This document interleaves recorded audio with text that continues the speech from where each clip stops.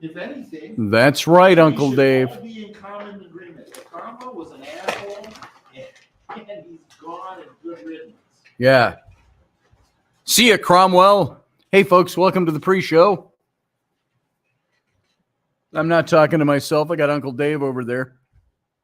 Howdy, folks. He's painting for me over there. It's fixing, he's putting water repair on the walls. Here, let's see if we can see him. Is he over there? Where is he? Where is he? There he is. Hey, Uncle Dave. Hey.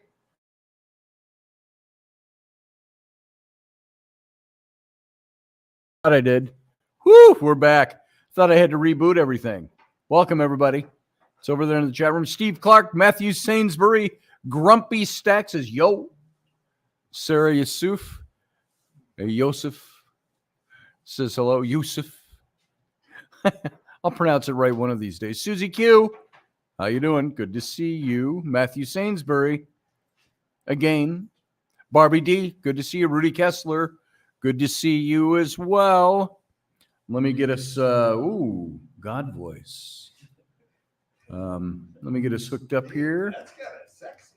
Yeah, you kind of like that? So, what you doing later? It's my God voice. Let's see. Let's bring it down to one notch. And we got about 3 minutes before we start the show. Just a little shy of that. So, Only we have a show. if only we had a show. What are we talking about? Beats me. We'll figure it out. The exciting world of paint drying. Yes. And tonight, we're going to watch paint dry. Sit back with me, if you will. Yes. Whew, that stuff is like, that's making me high. Yeah. Oh, got this book. So I can't smell it, but at the thrift store, The Golden Dawn. That should be an interesting book. This be a good read. This is a date night for Rainey and I. Start reading this together. Jesus, I never take her on a date. All right. 4 minutes and 25 seconds past the hour. We start this show. My shoulder is killing me. It's just my shoulder muscles. It's from spraying the ceiling in the other room. And I don't have a big industrial sprayer that has a hose going down to a tank on the floor. No, we fill the thing on it, and you got to hold it up, and you're extending out, and you're spraying. And then you go the other hand, you spray that way, and then you're like, oh, after a while, you're holding it up with two hands. Susie Q. So, Rudy Kessler. And Uncle Dave just said, you go ahead and do that spraying. I'll let you. Yeah, there it is. I'll be over here with a roller. All right. He's putting down waterproofing over on that part of the wall tonight. You can see it over there. Wait, what time we got? Yeah, we're pretty good yet. That white section over there is all the waterproofing. It's just because there's a little split in that concrete there. I don't think it's a foundation crack, but that's where they've had water damage in this house in the past. So, well, we got about 29 seconds and we go live on the radio. So Chad Sanders is in the room. All right, folks, we're going to go dark. I'll see you in a few seconds.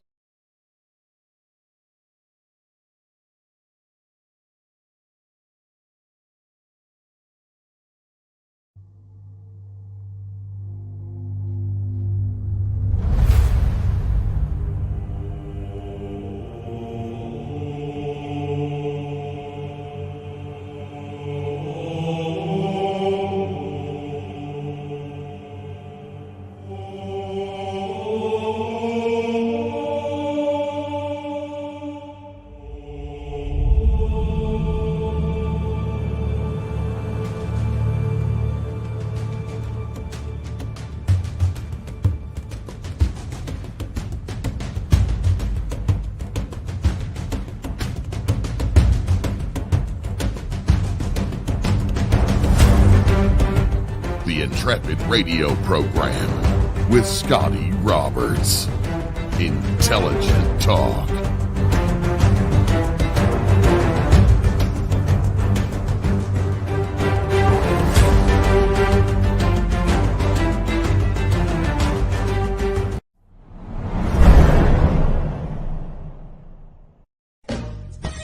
Are you looking for a really awesome and amazing graphic designer? How about an illustrator or a photographer? This is Rainey Roberts, and I wanted to tell you how you can get my designer, illustrator husband, Scotty Roberts, to work for you on your project. Do you have an awesome self-published book but no cover, or even worse, a cover that really sucks? Do you need a kick-ass logo for your company or some f***ing awesome graphic designs for your ads or website? Then get in touch with my husband for the best f***ing awesome kick-ass design and illustration. He knows his stuff, and he's been at this for more years than I've been alive. Go to ScottAllenRoberts.com. That's Scott with two T's, ALANROBERTS.com to take a look at his online portfolio of work, or call 651-468-8115.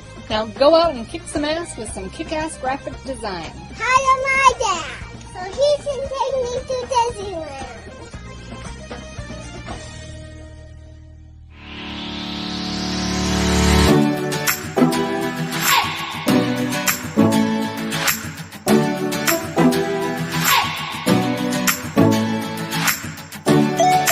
You're listening to the Intrepid radio program with Scotty Roberts.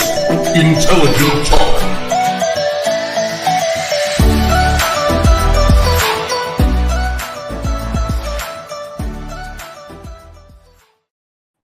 Hey, good evening, everyone. Happy Thursday evening. That's what it is here anyway. And we're live right here on the Intrepid radio program.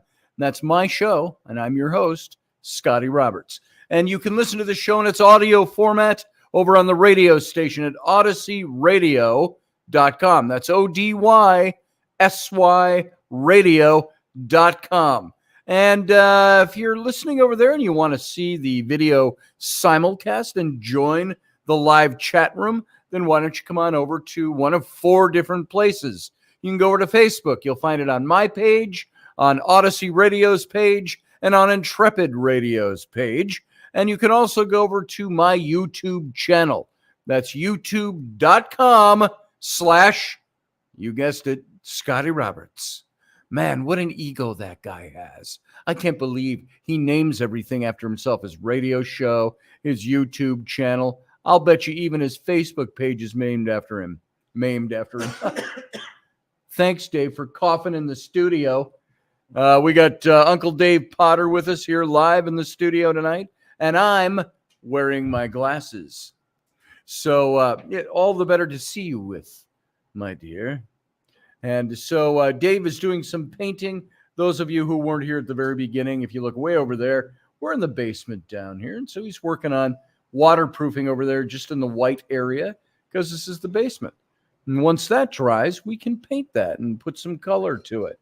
I've been high as a kite. Yeah, I'm already feeling it. Woof, boy. And that's got some fumes on it. And so we're doing that. Hey, Ken Ballos over in. Guys, if you have not had a chance yet and you're around in the morning at, let's see, it's 8 o'clock here. So it's 9 a.m. Eastern time, 8 a.m. Central time. And guess what? 6 a.m. West Coast time. You can catch Ken Ballos on YouTube. On Facebook. On his page, go to his page, and it's Morning Coffee with KB, the castle by the roadside. And so be sure to catch him every morning. I try to check in with him every morning. Sometimes he even lets me come on and yap. So it's good to have you here tonight, Kenny. And Rudy Kessler's here. Sarah Yusuf is here. Matthew Sainsbury. David Potter is here in the same room. He's in the room. And so we've been working all day. Actually, I was sleeping on the sofa when Dave walked in at about 5 o'clock. I was tired. I was done. I'm like, I got to sit here. And I nodded off while everybody was watching their phones and getting stuff done. And Dave walked in and interrupted my nap and said, I'm here to paint. And so I did finish painting the studio ceiling with the sprayer, and we're going to be doing the floors and the walls in there tomorrow. So that room should be occupiable. The new studio, hopefully by early next week, will be all fully in there. So David Castle, welcome to the program over in the chat room. So tonight, I was, Sarah Yusuf and I generally chat a little bit throughout the day. And she usually asks me, so what are you talking about tonight? What's going on? And tonight I'm like, your guess is as good as mine. Because I do these series of topics or topics as series. I like to, me, I'll talk on the jinn for 5 days or talk on an old series, the early Christianity and the mystics versus the literalist Orthodox Church. We spent weeks on that series. Spent weeks talking about, if you compiled them all together, the meditations of Marcus Aurelius. And also, Bury My Heart at Wounded Knee. We spent a lot of time on 7 weeks. 7 weeks we spent on that. King David was 17. Maybe we'll revisit that one someday. That was a fun series to do. And so right now, I'm kind of in the middle of having a series of shows with a theme. We're not on the jinn. We're not on ancient Christianity. We're not on magic and fairies and the fae and being awake and all of those things that we talk about on this show. So I just quickly, I thought, what in hell am I going to talk about tonight? And that is sometimes the bane to the existence of somebody doing a radio show every day. It's like, okay, I'm usually not too tapped for topics because you can put a nickel in me and I'll talk for 4 hours. But I wanted to get something that was good. And I like beginning of this week, we did a couple of shows on the Holocaust. Very heavy, dark and heavy. And so last night I wanted to do something different. So we talked about weird belief, just an off topic. Tomorrow night, we'll talk about ghosts. It's going to be Ghost Friday. Fridays are ghost days on the Intrepid radio program. Tonight, though, I was stumped. I'm like, my brain was dead. I'm like, what am I going to talk about tonight? What's going to be interesting enough, efficacious enough for everyone, enjoyable enough, and are you not entertained? It has to be entertaining and at the same time. So otherwise, I just say, welcome to class. Please turn in your syllabus to page 47. We'll pick up where we left off last night, talking about the Hittites and the Hittite invasion of the Sea Peoples over on the west coast of Palestine, which wasn't really Palestine. It was Canaan at the time, and it eventually became Israel. And it was the west coast of the Mediterranean, which is bordered on the north by Italy and Europe and Greece and all those other countries like Asia Minor, which is in the country. It's a region. And then, of course, Africa on the south. And, of course, way over to the east between Spain, you have the Gibraltar Straits. So we could do something like that. And I thought, no, that would be a waste of time. History of Halloween, Sleepy Hollow. Maybe as we get a little closer to Halloween, Sarah, we'll do something like that. We'll do a little scary stuff, I think. Next week, by the way, next Friday, a week from Friday, we have Michael is coming on. If you have been at all over on Ken Ballas's show, we talked about the possibility of having him on this Friday. Now, he's over in England. I said, if you come on live, you got to be awake at 3 a.m. to come on this show at 9 p.m. And it's Mark Coultrous. I still can't pronounce it. Coultrous. Coultrous. And he deals in spirit boxes, not for so much the making of profit, but because he wants to provide something that's good for people that are into this sort of thing. So he's coming on a week from Friday, and we'll have him from like 3 a.m. to 5 a.m. British time. And so there's Uncle Dave. I saw your head coming in. And I didn't know if you were I was trying to get into trying my to pocket. see. Hey, I'm over here. Trying to get into my pocket. So I grabbed an old paper of mine and said, why don't we talk about this? Because it's a short paper and it's something I wrote a few years ago. And I think it's worth talking about. And it fits into some of the other topics I've talked about on this show before. And the title of it is, and by the way, I threw up the post for tonight before I even decided what I was going to talk about. Thought I could get on and BS for an hour. So I just threw that up because I didn't know what I was going to talk about. And after I threw that up, I thought, let's hit the Tuatha De Danann, or as I called them in my article, the Tuatha De Anunnaki. Now, you've all heard the term Anunnaki. So this gets into a little bit of that mythos of alien visitation, of extraterrestrials. Sarah Yusuf, Dave, blink twice if you're being held against your will.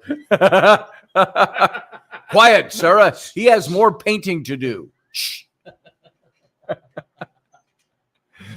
So Barbie D says, Sarah, any candy given for Halloween is my favorite candy. There he goes. That's more than twice. He's good.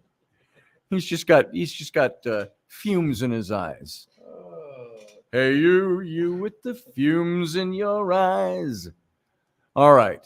So the Tuatha De Anunnaki, the Tuatha De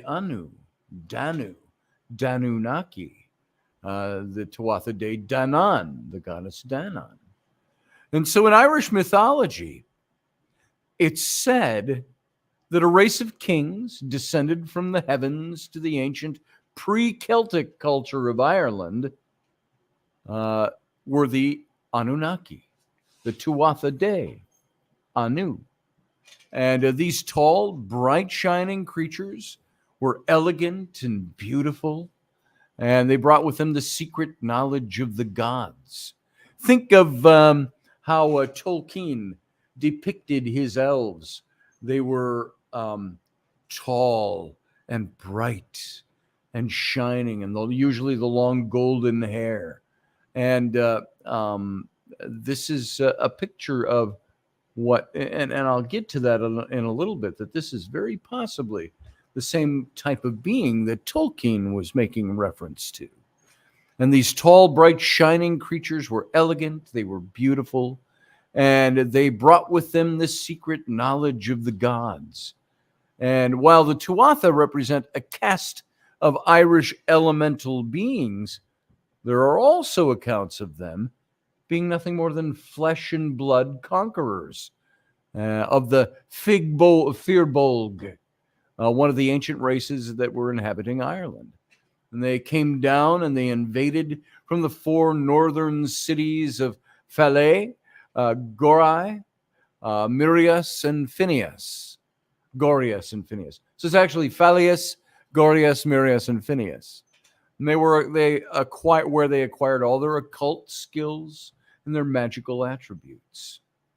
Now, the Tuatha De Danann, as is the proper term, roughly but imprecisely translates as peoples or children of the goddess Danu.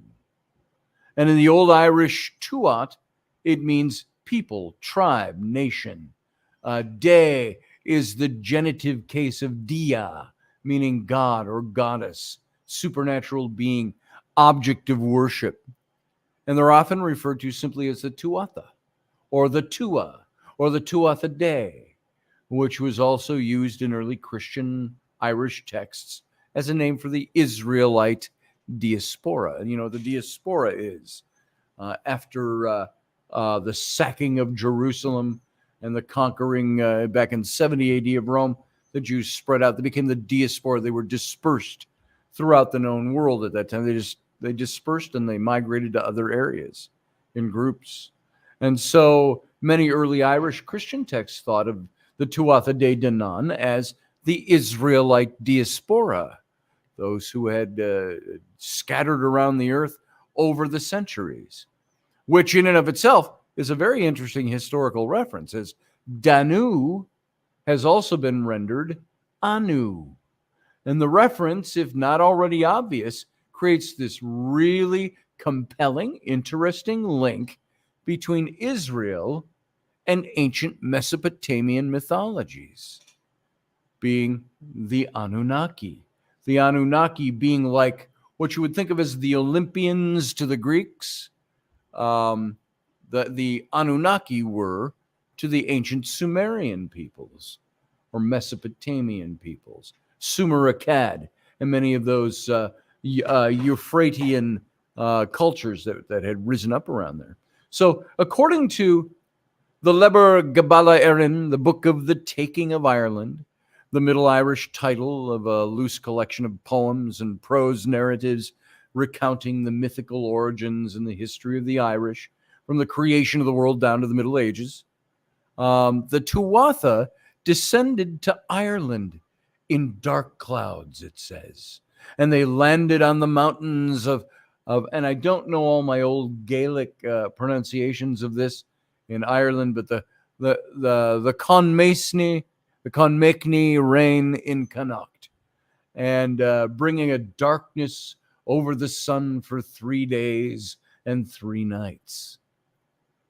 And other versions of the stories, which are less steeped in the mistiness of legend, the Tuatha were flesh and blood invaders, and they landed in a fleet of sea vessels on the shores of what is modern-day Connemara, Ireland, and as if to seal their resolve to invade and to inhabit, they burned all their ships so as to provide themselves no mode of retreat. And the rising smoke from the fires is said to be the basis for the myth that tells of their arrival in smoke from the skies that blocked out the sun for 3 days. So there's a poem in the Leber Gabala Erin which says of their arrival, it says this: "It is God who suffered them, though he restrained them. They landed with horror, with lofty deed, in their cloud of mighty combat of specters, upon a mountain of Conmachni of Connacht, without distinction to discerning Ireland, without ships a ruthless course. The truth was not known beneath the sky of stars, whether they were of heaven or of earth." That's what the ancient poetry says. So after a series of wars, it's said that the mythical Tuatha De Danann were defeated and subsequently receded into the Hollow Hills, eventually becoming known as the Elven folk of Celtic lore. Now, this to me is really interesting stuff. After all these wars between the Tuatha De Danann and the inhabitants of ancient Ireland, they were defeated and receded. They, in a sense, said, we're done, we're receding, we're leaving this plane, and they receded back into the Hollow Hills.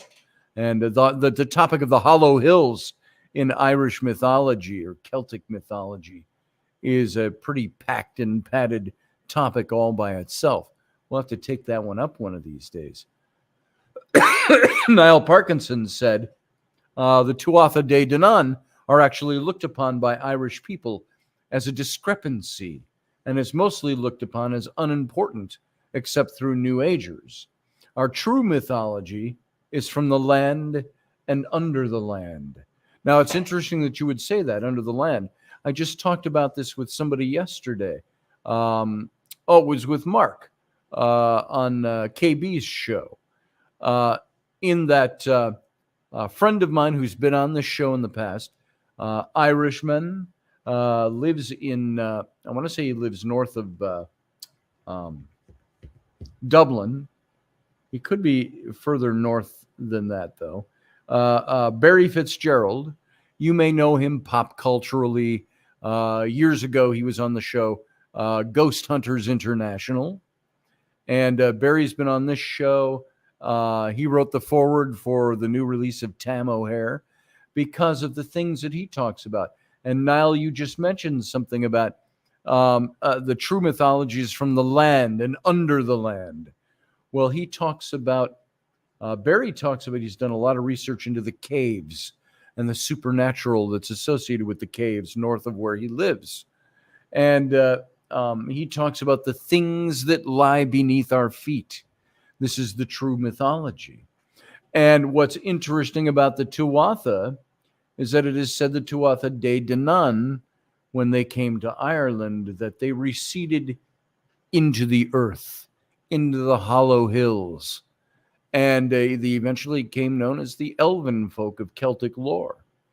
And it's interesting to note that the prefix El of Elven is a derivative of the ancient Sumerian Elil and the Hebrew Elohim, both being proper pronouns for the names of gods, El and El. And then the Elven folk.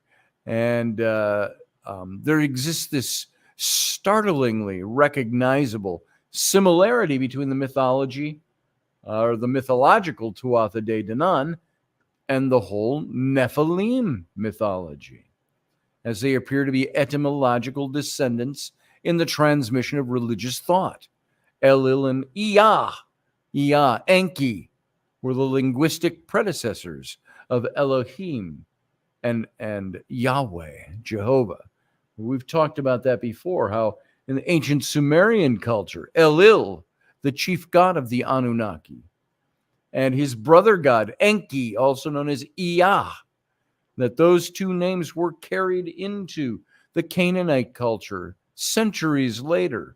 And those Elil became Elohim, and Ea became Yahweh, and or Jehovah. And so this carrying over of those mythologies into what we recognize even in Judeo-Christianity. And so, and this brings up the big question, which of course itself is a whole nother topic.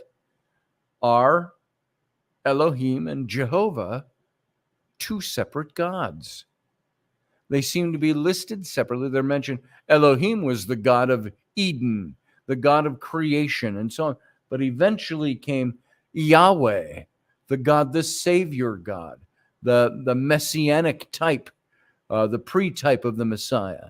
And were these two different characters in the Old Testament? And if they are, what does that do to our understanding of monotheology?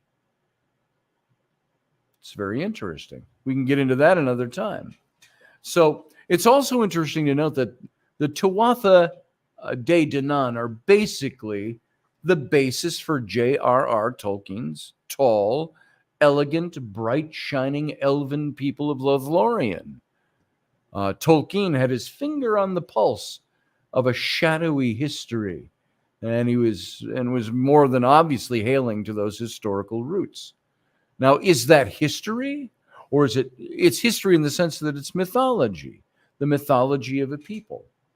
And so when you look at Tolkien, don't think he just made this stuff up out of his head. This what's the word? The magic and mystery and all of that. Could these gods have alien origins? Asks Sarah Yusuf. That's a big question, isn't it? And that's a big question I wrapped around this article when I had originally wrote it. Was in contemplating the, and I used to be a little bit afraid to, I would state that, and then I would be afraid that somebody would think I was weird about it.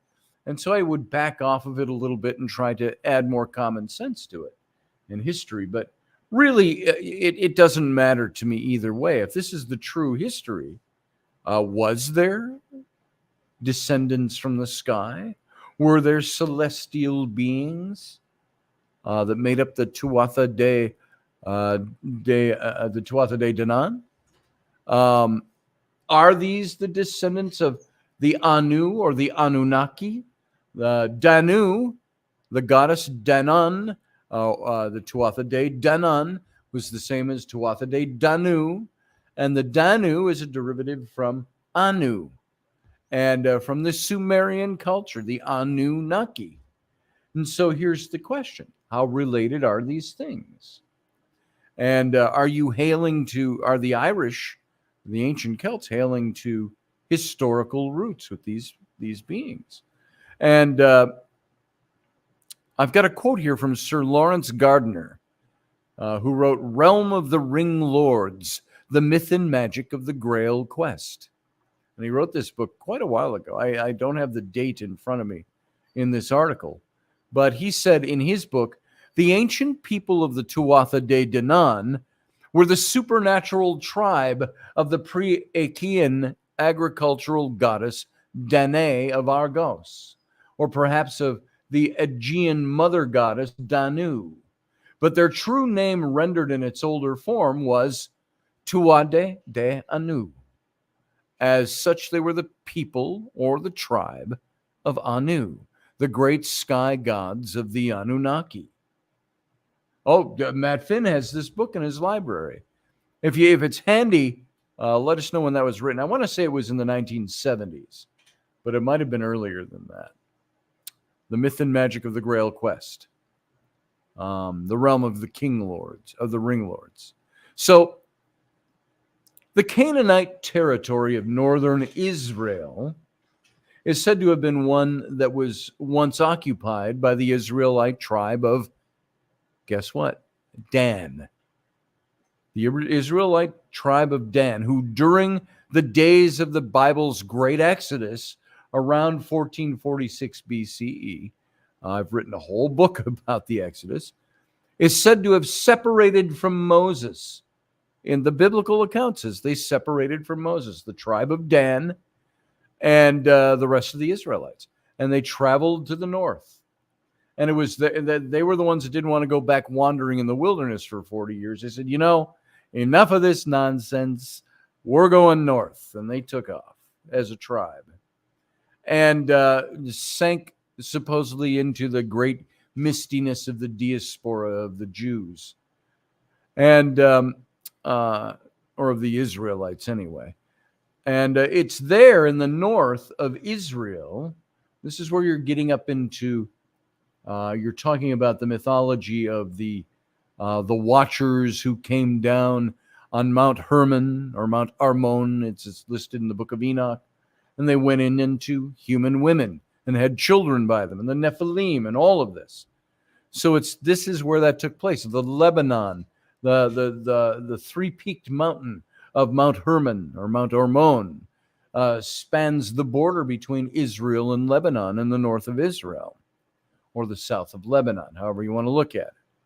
And it was there that the Danites encountered the worship of Baal Pan, and they became involved in the pagan fertility rites that were practiced by the indigenous Canaanite peoples at Mount Hermon. And the very place where, according to the book of Enoch, the sons of God, the B'nai Ha-Elohim, descended to the earth and made a pact to mate with human women and have children with them, bequeathing the mythological Nephilim. Now, the people of the Israelite tribe of Dan intermingled with the Canaanite Tuatha De Danann, also known as the dragon lords of the Anu. And it's said to be the offspring of the ancient Sumerian Anunnaki.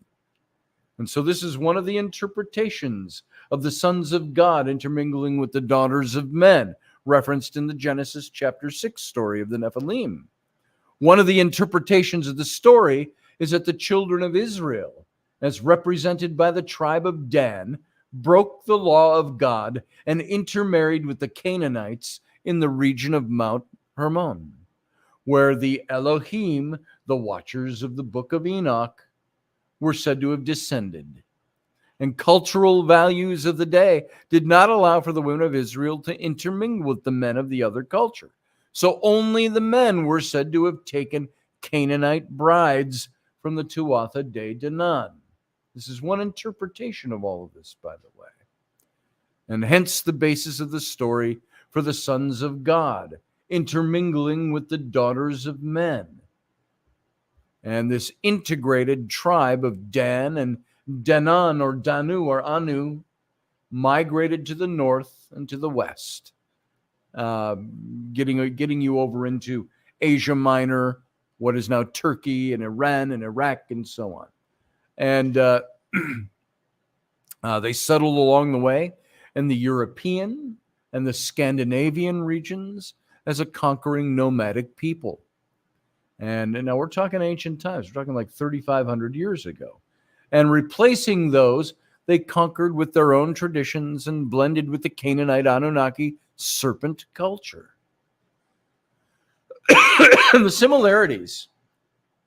And there is a danger of saying that word sounds like even an Elven, L and so on. There's a sound that is similar. Is that the etymological source?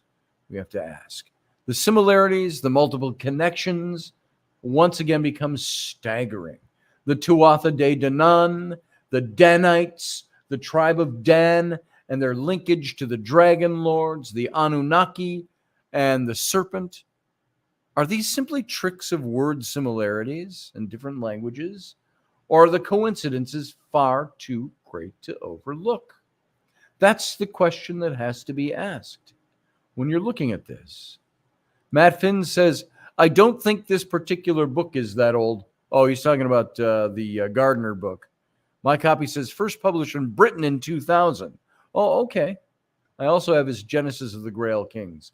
I might be thinking of some of his older works then, because in this particular article, I've got it in the bibliography. I suppose I could have scrolled down and looked, but I don't have that off the top of my head. So sorry to say. Ken Ballo says, I'm learning a lot. That's good. This is good stuff, Ken.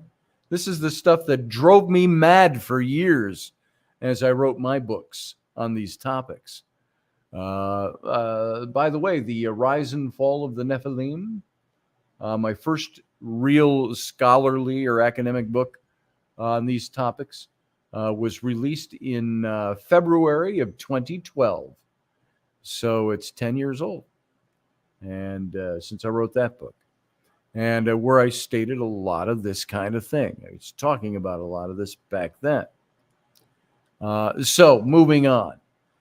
There's another version of the origins of the Tuatha De Danann and the dragon lords of the Anu before settling in Israel around 800 BCE. It's that they were the descendants of the Black Sea princes of Scythia, now known as the Ukraine. And like the original dynastic pharaohs, they traced their ancestry to great Pendragons. Note Uther and Arthur Pendragon of the Arthurian cycle and legends. And that they were of Mesopotamia. And from them sprang the kingly lines of the ancient Britons, the Irish Brutni, and the Picts, the indigenous people of northern Scotland. In Wales, the Tuatha are said to have founded the royal house of Gwynedd. And I don't know, I'm pronouncing that right in the Gaelic. Gwynedd,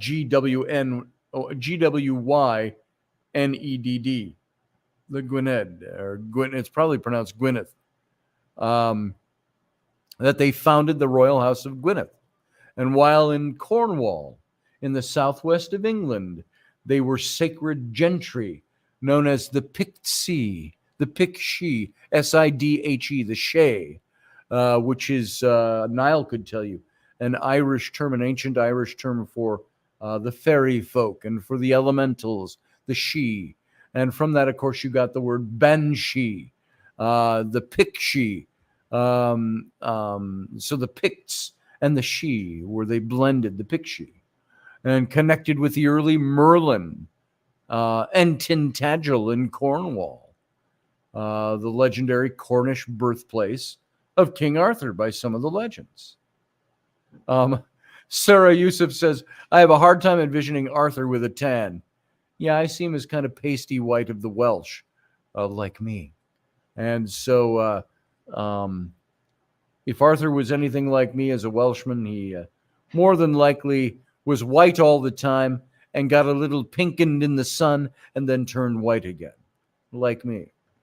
So this is again from Gardner in the realm of the Ring Lords. He said, so from a single cast of the original Blood Royale, whether known as the Sangreal or Albigens, or the ring lords, we discover many of the descriptive terms which sit at the very heart of popular folklore.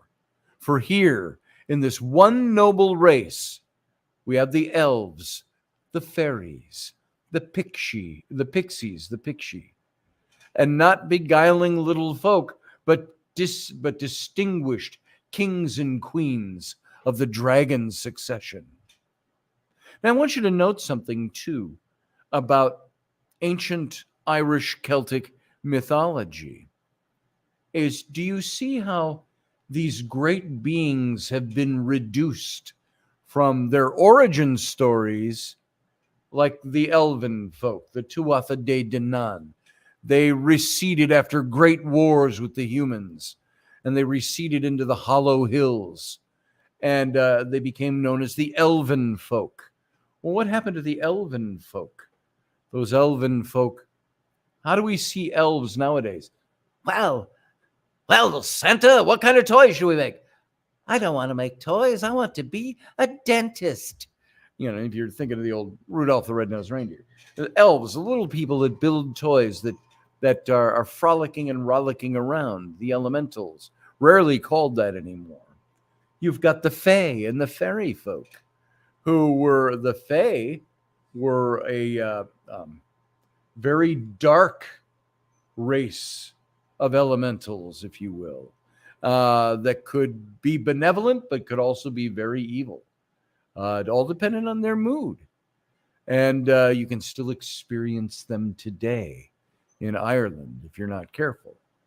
And but what did they become known as? The fae became the fairy folk, eventually became Tinkerbell and fairies with wings in the Victorian era, and so on. And you start looking at these beings, they all get watered down to something minuscule and small and not harmful at all. Or they make your shoes for you at night, the Shoemaker Elves. So this is what Gardner is speaking of when he says, for here in this one noble race, we have the elves, the fairies, the pixies, not beguiling little folk, but distinguished kings and queens of the dragon succession. Very interesting. In the Psalter of Cashel, the lost book of Munster, it states, the Tuatha De Danann ruled in Ireland for about 2 centuries and were highly skilled in architecture and other arts from their long residence in Greece. And according to the Psalter of Cashel, the Tuatha De Danann were regarded as the descendants of Danaus, the son of Belus, who went with his 50 daughters to Argos, the home of his ancestral Io. And in Irish legend, or Io, it could be Io, Io. In Irish legend, the Tuatha De Danann, considered to be demigods, were said to have possessed a Grail-like vessel, that they were the teachers of ancient wisdom and the founders of the Druidic priesthood, and that there is connection to, remember when we talked about a few months ago, we talked about if you go to Glastonbury, England, and you see Glastonbury Tor with that single tower still standing from the Tudor period. Glastonbury Tor was thought to be the entry to the netherworld. That in ancient times, that whole basin was lakes. It was the lake country in Somerset, in England. And the Isle of Glastonbury, which is still there today as a hill, was an island. And there was the island of the priestesses of Avalon, which was much romanticized by Marion Zimmer Bradley's book, The Mists of Avalon. So, the sons of Danaus, the son of Belus, who went with his 50 daughters to Argos, the home of ancestral Io, and in Irish legend, the Tuatha De Danann, considered to be demigods, were said to have possessed this Grail-like vessel. And hence came out of that, which was very Christianized in the Arthurian legends, but the Grail of Christ, the Holy Grail, the pursuit and the quest for the Holy Grail. And they were the teachers of the ancient wisdom. They were the founders of the Druidic priesthood. Now, in Merovingian legend, and in accordance with modern reptilian mythos, this is, I was writing that book at the time I wrote this article, The Secret History of the Reptilians. How did I subtitle that? The pervasive presence of the serpent throughout ancient history, religion, and alien mythos. I wrote that book. So, in the Merovingian legend and the reptilian mythos, these are the ancestral Euro-Semitic peoples who forged the bloodlines of the great royal families of the Franks, as well as the royal houses of Europe's history. So mythology intertwines with history. It leads us to parse and to dissect and to really get down to trying to figure out what is fact from fiction. What's fact? What's fiction when it comes to these accounts? Are these mythological stories true fact? Or is there true fact at the kernel, at the headwaters of these mythologies? And so, in the vaguely historical, mostly pseudo-anthropological works of Zecharia Sitchin, I'm not a huge fan of Sitchin. We had this discussion before. I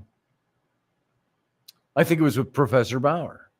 I like Sitchin to a certain point, and then there are points where I have to take what he says with a grain of salt, because his academics are so off at times. But in the mostly pseudo-anthropological works of Zecharia Sitchin, the Anunnaki are space travelers who descended in linguistically forced fiery rockets.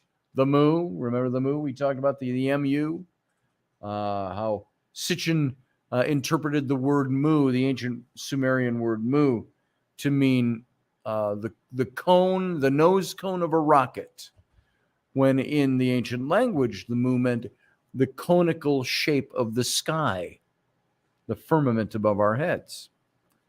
And so in historical research, these peoples are, the Anunnaki are deified human kings of the ancient Sumerians, whose descendants migrated north to the Black Sea region and south to Palestine, encountering other ancient peoples and merging cultures and merging languages. And so the academic danger that is here, and it's vast and deep. The academic danger we face when we're studying these ancient cultural tales is the temptation to romanticize on the basis of notion or fanciful idea. Now, I have to say that being a writer, being a storyteller, being an artist, it's very easy for me to lapse into the romanticized, the over-romantic. And these are the things that draw me in, and that's the way I like to tell stories. So it draws me in. Niall Parkinson says, as I said, the idea of the great bright ones from the skies was a very small part of Irish cultural heritage, which is not a powerful legacy. I would say maybe you interpret that as an Irish, as a man living in Ireland, an Irish man, that it's of small significance. But I don't think it's of small.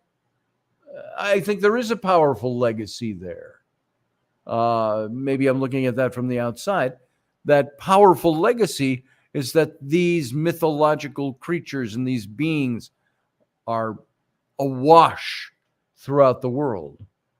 And it's not an insignificant anthropological thing. Niall goes on to say the she, or the good people, translated as an oxymoron, which means we feared the elementals and treated them as such. Yeah. Why do you think they called them the good people? If you go to Ireland today, Niall could tell you this. You go out in the backcountry a bit, away from the cities, and there are people that still have a great, strong belief in the she and the fairy folk and the fae and all. And they won't speak their, excuse me, they won't call them the Fae or the fairies. They will refer to them as the good people or the little people. And he says it's an oxymoron. It is. That oxymoron is one that they fear them, so they will not speak their name. It's like the speaking of the name Yahweh to ancient Israel. They would not speak the name of God. And so they came up with their variations. It's a similar type of a thing.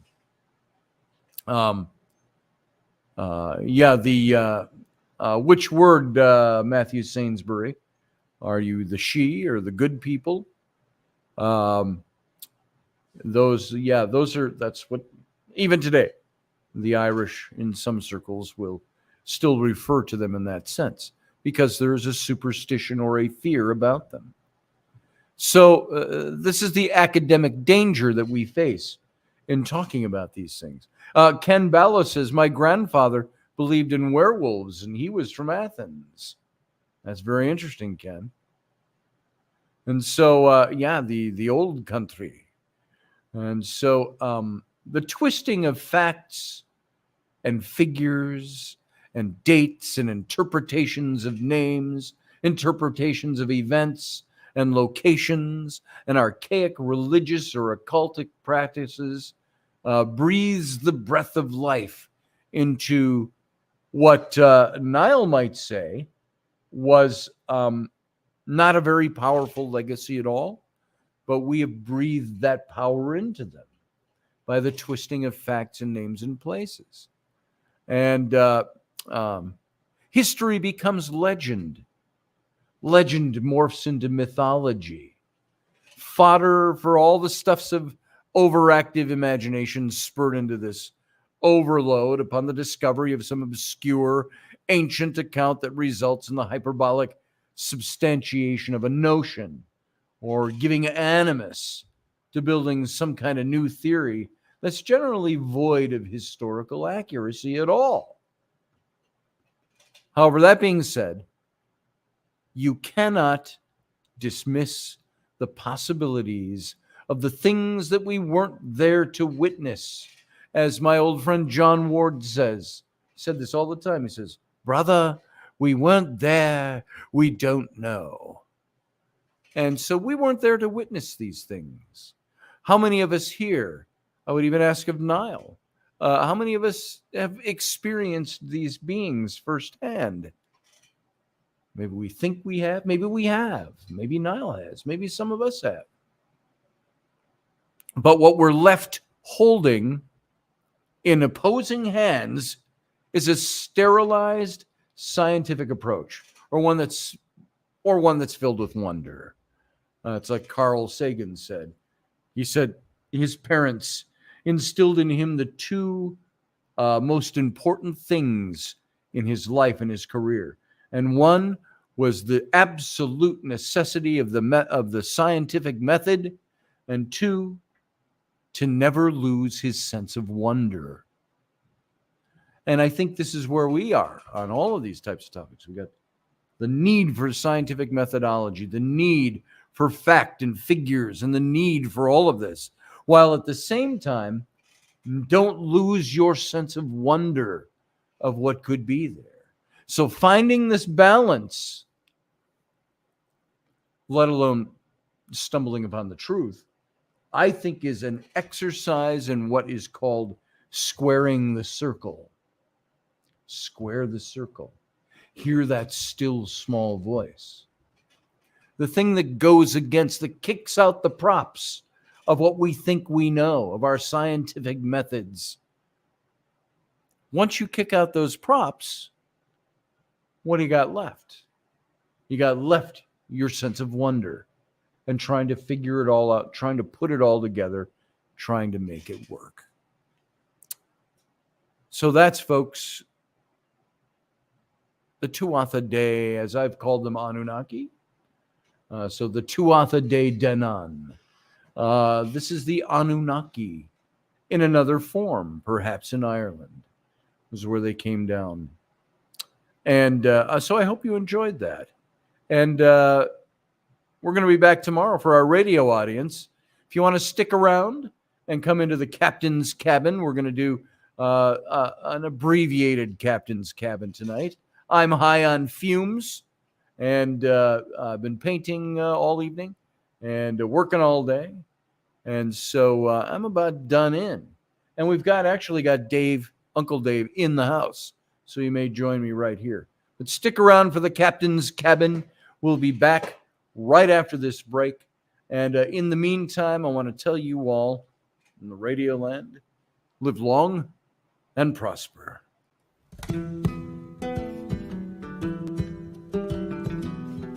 Join us every weeknight at 9 p.m. Central Standard Time, 10 p.m. Eastern. The Intrepid Radio Program, a Scotty Roberts Productions broadcast.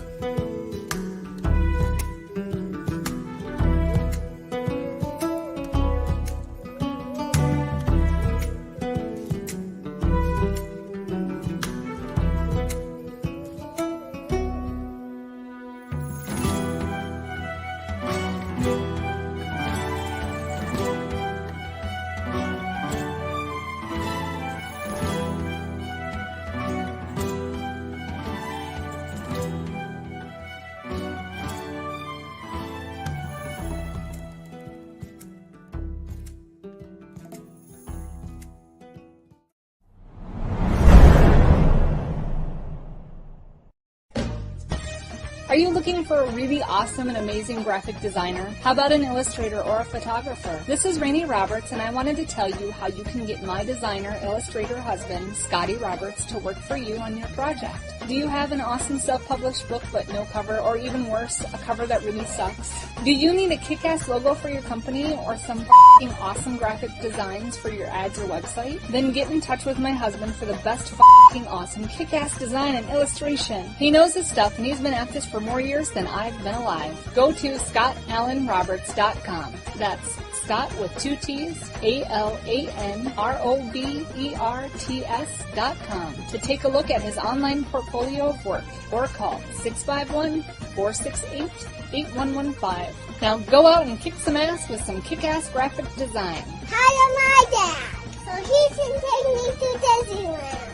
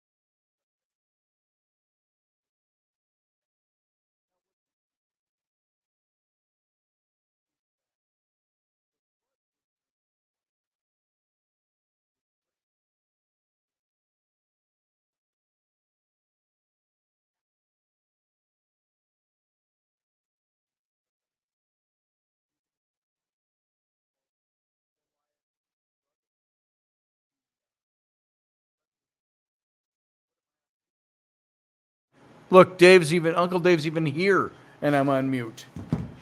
So there it is. That's how easy it is to do. So I hope. could hear him talking next to me. Yeah, Dave heard me. So as soon as all my messages started going off, I figured, uh-oh, I'm probably not. Sound. No, it's not your How's phone, that? I James. should have been maybe reading it. Audio, sound. Yeah, Scotty, sound, please. it's my I don't even see it there. Oh, now I do. See, now it's popping up. So there it is. That's all it is. It's a user error. You can see how easy it happens. Ooh. Matt Finn, you were the first. You win the prize. What's the prize? I don't know what the prize is, but you win. You were there first. There you go. He was there first. It's his damn job. He's his doing job. his damn job. Master and Commander. So, And the well, wife that's is only like the wife is apparently watching because she called and said, "Hey, my wife called. on your phone." She When I must be answered- watching up there. My lovely wife. Well, is that going to come on? Hello. Swipe Or is that down just your mug. background image? Well, that's my background image. Oh, well, then maybe that's what I saw. I thought it was. Oh, you thought that was the call? Yeah. See, that's my background image on my phone is my lovely wife, Rainey. So that's what Dave thought. Okay. Then she didn't call. No. Maybe she isn't there. Rainey, if you're She's there, probably in say bed hi with the in the kids. chat rooms. Yeah, she took the kids to bed. So get them to Leave bed some for of this long school. hair here with you. You're going to what? Leave some of this long hair here with you. Yeah, would you? So I don't have much brain left for doing I the have captain's one, but it's cabin. tonight. foggy. It's foggy. Barbara, he lives northeast of where the tornado. Oh, okay. You're not talking to me. Rapid Dog, good to see you tonight. James, good to see you. You will like this, Scotty. The Banshee or the Banshee translates as she who is troubled. The scream of the Banshee is a portent of death. Yeah. I was married to one, She who is. so I know. There you go. The Banshee, yes. I actually was working on several years ago a sequel or the second book to my very first book ever written, the Tam Rollicking Adventures of Tam O'Hare. And the second book, do you remember the name, the title of what the second book was Something going of to the be? Banshee. It Scream was of the Banshee, Wail of the Banshee. it was Tam O'Hare and the Banshee of Ballyglenmorrow. That's it. There it is. I knew it, says Uncle Dave. And I got into writing that pretty deep, but once Tales for again, 12-year-olds. moved aside. Yeah, pretty much. Tales for 12-year-olds. So I hope these rooms you are painting are well ventilated. That's what we forgot to do. Windows. We should open the. We should open the windows. No, yeah, there's a window over my head. There's a window over there. It's open. There's a window way over there. It's not. Yeah, it's open. We gotta. The upstairs is wide open. We funneled all the smell into the kids' room, so Yeah, kids should be good for sleep. they're high as a kite right now. That's But- right. Sleeping like babies. So anyway, what is it? It's only 10:03, and I feel like I'm already done. Should be wrapping things up. Are you still taking off in November? I don't know yet. If Can't get an answer if on I it. do, it all depends. There's certain factors that have to come together, primarily money, to be able to take a month off. If I took a month off to go work and write, there would have to be several things in line, other than just airfare. Airfare you can get anywhere for a pretty good price. And I'm staying at John and Maria's over there in Sweden. So they But won't the charge you big very factors would be I would have to have mortgage payment for November much. and December because I wouldn't be here all month working. So I'd have to have 2 months of that. Plus I would have to have money to leave with my wife and family. So they have money to live and exist on and get gas, get food, entertainment, any other bills that need to be paid. And I'd have to be really thinking about the next month's bills too, because I wouldn't be working for pay, so to speak. Maybe pay that would come down the road, but not pay for the month. So I have to see if all those factors come So together. call in tonight and order a mural, and I'll come out and paint it while he's in. There you go. Sweden. Order a mural if you have a book that you need illustrated. That's all. I need one good book in. That would be, 12 to 15 illustrations and a book cover design and all of that. And you know what? That would set up the next couple of months. And I could do it, but not unless something like that comes through. So there's the long answer to your very short question, Sarah. Am I still going to be gone for November? Not sure yet. All depends on how things pan out. And isn't that the way it is with everything? Let's Ken, see. you're still with us? Ken is still here. You have a show in the morning, sir. Yeah. Well, it's only 11 o'clock there. Oh, okay. He's a young buck like us. So I will try and join you for coffee in the morning. me too. So Sarah Your said, show starts right about the time my parents decide to get up, and I've got all kinds of chores to do with getting them up and getting them breakfast and doing all Dave caretakes his elderly parents. So he's got to be there. 92 and 95, or soon to be 95, just a few days away from it. Wow. It's up there. Sir, it's not a probably not as much as it's I don't see it happening yet. Generally, we don't feel, is it the economy? Because right now we feel awfully tight compared to, and probably all of us do. But artists like us, we make our living on other people's expendable cash. Mhm. And when things are tight, expendable cash is really slight. So Yep. Now with me, I have advertising clients and publishing clients, but you got 1 million people still vying for all of those projects. And even more so now. I've been doing this for 40 years. There's probably 100 times the amount of people out there that say they are illustrators and designers, and because they learned on the internet. And so you've got all that competition. On top of that, what do you have going on? You've got hard times, hard economic times right now. Teenage young bucks, And they so- fall apart as soon as you tell them their shadowing's wrong. That's right. And authors, mostly independent authors, are what Letting hire me AI to do their work. illustrate books. And you got a lot of independent authors that are like, I can't afford to have that done right now. So that affects me. That trickles down. Are you still considering doing more tarot readings? I do them all the time, Sarah. Thank you for asking. I don't advertise it very much, but if you want a tarot reading, go to my website, scottallenroberts.com. It's in the scroll bar below. You can see how it's all spelled. Click on the tarot link at the top of the page, and you can sign up for a tarot reading. And I do them all the time. Sign up, you pay for it through PayPal, and then we schedule your date. And it was kind of like when I did wedding photography 15 years ago. I would always charge half down in order to book somebody's date for the photography. Then the other half was due when I arrived at the wedding. And why, you may ask? Because it only happened to me once, maybe twice. Obscure memory.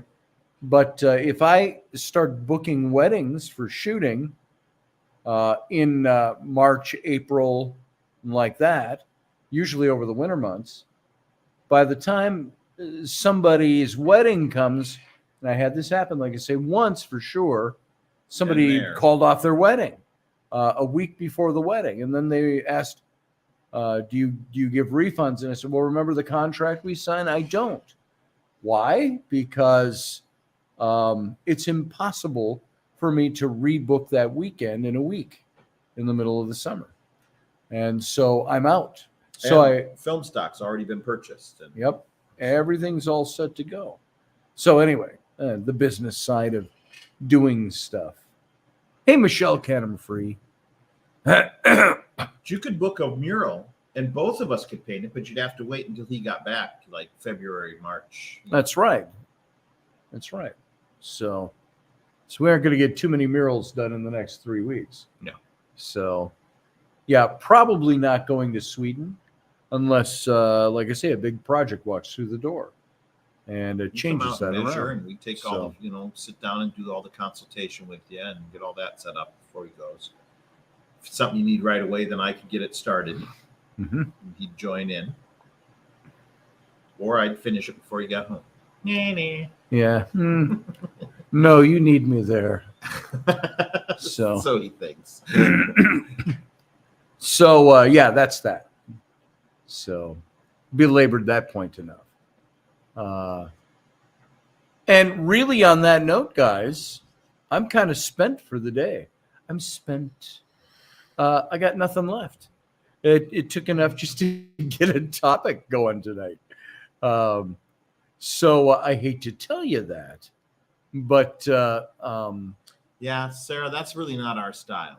what's not our style? Doing a mural graffiti style, like in Oh, some graffiti. urban places. Yeah, we paint outdoor buildings, but only on commission. We don't just go out and paint. Yeah.